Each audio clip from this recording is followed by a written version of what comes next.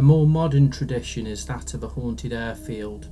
Most of the ghosts date from the Second World War, and in 1947 a tall red-haired figure in aircrew uniform was seen walking in a marsh area close to RAF Lindholme near Doncaster.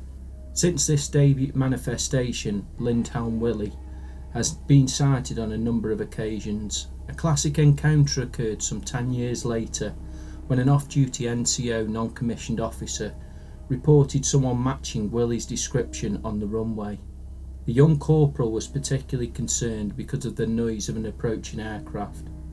He was shouting a warning which was ignored, so he telephoned the control tower, but even as he was speaking, the figure began to evaporate. Much of the area covered by the airfield is now a prison, but this has not ended the sightings of Lindholme Willie. It was a few days before Christmas in 1967 when Peter and Jennifer Wharton spotted a similar figure as they parked a car outside a pub in the village of Hatfield. As they left the vehicle, Peter called out a suitably seasonal greeting and was surprised to get no response at all. He shouted and waved, but the figure remained motionless. It was early in the evening and the pub was empty.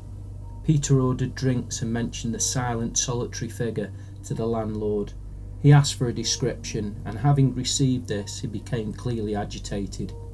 He wiped condensation from a window and stared out.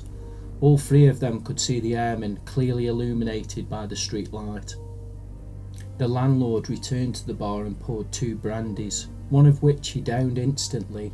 Then, cupping the other in his hand, he invited Peter and Jennifer to follow him. As the 3 of them stepped out into the night, they could still see the distinctive figure under the lamppost. The landlord held the glass upwards and outwards in a clear gesture of offering it to the solitary stranger.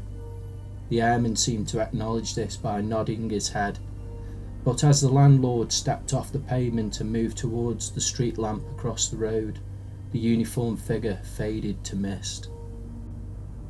Following several more medicinal brandies, the landlord explained to Peter and Jennifer, who were visiting an aged relative in the village, that a certain Polish airman known only as Willie had been something of a regular at the pub during the last year of the Second World War.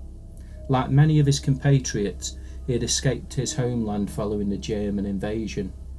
He was known in the pub as a talented darts player.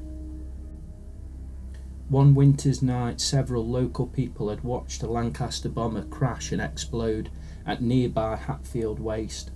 The bodies of the crew had been burnt beyond recognition. The licensee, who had been little more than a child at the time, had witnessed the crash by the light of a bomber's moon.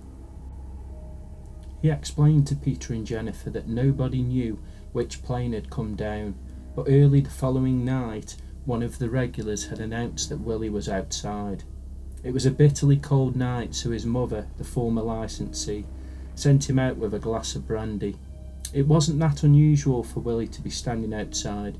He was naturally shy and didn't drink much. Sometimes he would take the early bus from the airbase and seemed to enjoy the wait in the open air until some of the other dart players arrived.